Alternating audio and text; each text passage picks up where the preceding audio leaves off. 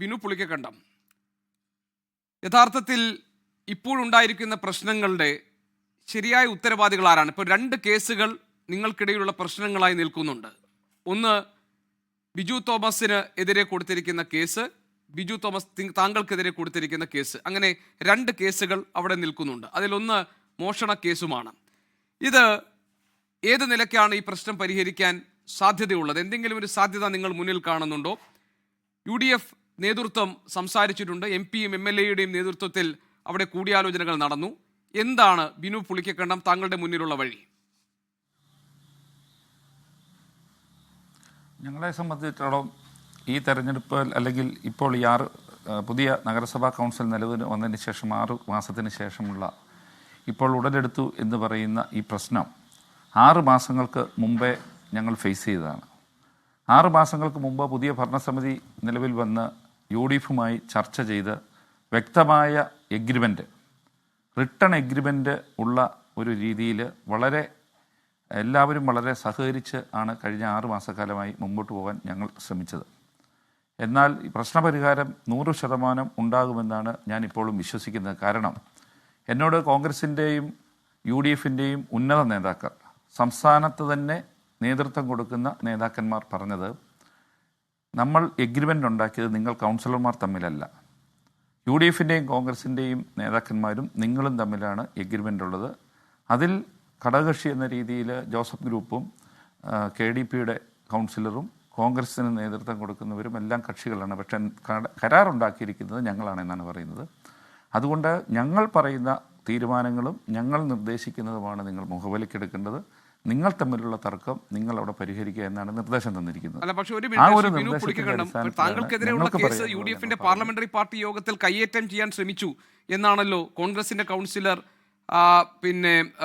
താങ്കൾക്കെതിരെ പോലീസിൽ കേസ് കൊടുത്തിരിക്കുന്നത്, പരാതിപ്പെട്ടിരിക്കുന്നത്, കേസായതും.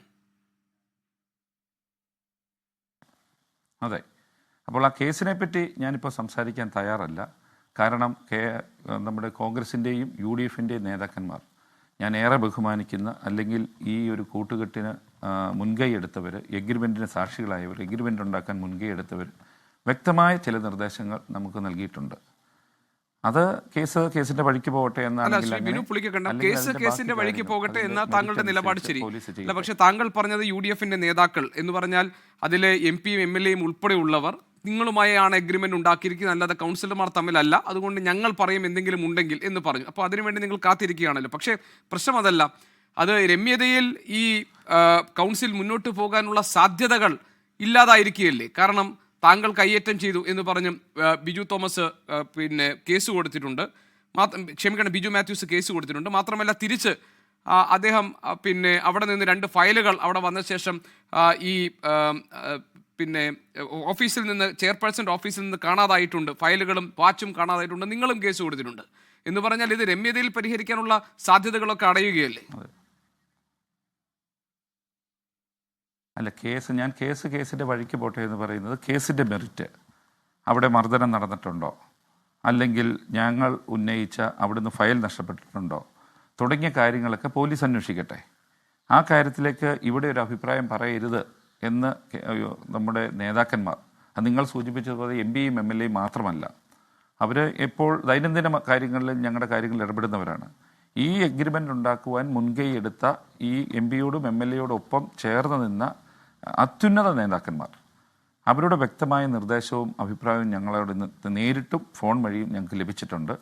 നിങ്ങൾ ഒരു തീരുമാനമെടുക്കുന്നതിന് മുമ്പ് ഞങ്ങളുടെ അഭിപ്രായം കേൾക്കണം, ഞങ്ങൾ വ്യക്തമായ ഒരു നിർദ്ദേശം തരും, അത് നിങ്ങൾക്ക് പാലിക്കാൻ പറ്റുമെന്ന് സംസാരിക്കണം എന്ന രീതിയിൽ ഞങ്ങൾക്കൊരു നിർദ്ദേശം തന്നിട്ടുണ്ട്.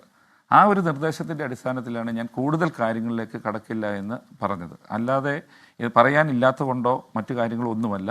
കേസിൻ്റെ ഉൾപ്പെടെയുള്ള വ്യക്തിപരമായ നിരവധിയായ ആക്ഷേപങ്ങൾ ഇന്ന് സമൂഹ മാധ്യമങ്ങളിൽ കൂടി എനിക്കെതിരെ ഉന്നയിച്ചിട്ടും ഒരു വാക്ക് പോലും ഞാൻ പറയാതിരിക്കുന്നത് അത് ഭയത്തോടു കൂടിയോ അല്ല, മറുപടി പറയാനില്ലാത്തത് കൊണ്ടല്ല.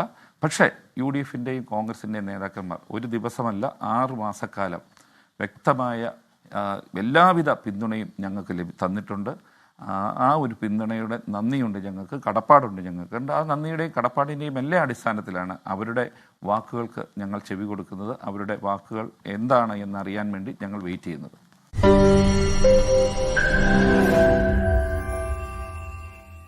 ലോകത്തെവിടെയായാലും ഏത് സമയത്തും 24 വാർത്തകളും ഓഗ്മെന്റഡ് റിയാലിറ്റി പാക്കേജുകളും എക്സ്പ്ലെയിനറുകളും വിശദമായി കാണാൻ ഞങ്ങളുടെ യൂട്യൂബ് ചാനൽ നിങ്ങൾക്ക് സബ്സ്ക്രൈബ് ചെയ്യാം.